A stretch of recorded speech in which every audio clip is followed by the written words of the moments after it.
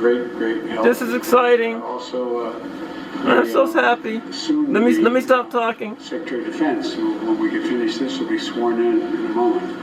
And so, don't say anything that causes him to change his mind, okay?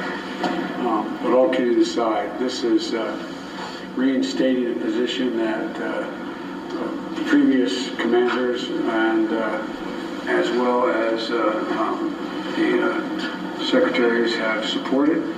And what I'm doing is enabling all qualified Americans to serve the country in uniform and essentially restoring the situation that existed before with transgender personnel, if qualified in every other way, can serve our government in the United States military. And so that's what I'm about to sign, and I'm going to get a chance, I'm told, a little later on another matter, later this afternoon when I speak to another order, to answer all your questions on a whole range of things, but I'm going to be going to the swearing in shortly after this, okay? Thank you again.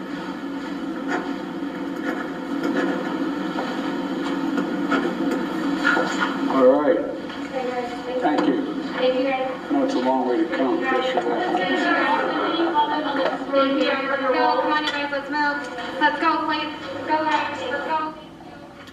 President Biden, just moments ago, that's tape, signing an executive order reversing the Trump ban on transgender Americans serving in the United States military.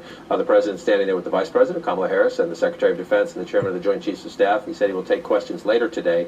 He's also signing another executive order designed to boost Made in America manufacturing. Let's bring in our Chief White House correspondent, Caitlin Collins, and our Pentagon correspondent, Barbara Starr. Barbara, I want to start with you. Obviously, this is yet another break from Biden to Trump, from changing Trump administration policy very early on. Walk through the significance of this inside the Pentagon and the practical effect it will have on the military.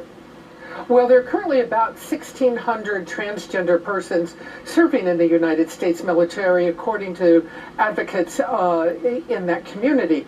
But nobody really knows, of course, because so many of them have been forced to hide their transgender identity, and so many people were banned from joining the military under the Trump administration. This now reverses it.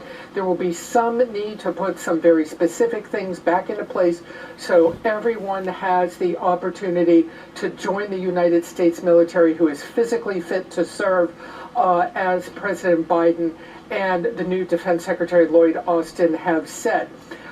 Every indication this will go smoothly. That is what the president wants. We are seeing this come in these very opening days of Lloyd Austin being in charge at the Pentagon. He has already put out a memo on sexual assault, telling the services, bluntly to get it together. Those numbers, those statistics, also very troublesome. Congress wants some answers, and Lloyd Austin has told the services to tell him within 2 weeks what's working, what's not, what needs to be done. Racial discrimination, racial equality issues also on the table.